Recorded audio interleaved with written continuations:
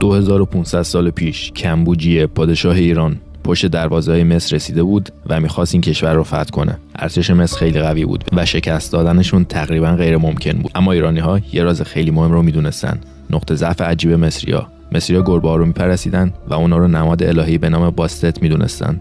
توی قانون مصر حتی اگه کسی تصادفی یه گربه رو می‌کش، حکمش اعدام بود. حالا ایرانی‌ها چیکار کردن؟ یه نقشه روانی شاهکار. دستور رسید که سربازا روی تمام سپرهاشون نقاشی گربه بکشن. اما بخش عجیب‌ترش این بود که خط مقدم سپاه ایران به جای شمشیر بغلشون گربه‌های زنده گرفته بودن، وسط‌ها گربه رو جلوی لشکر رها کردن.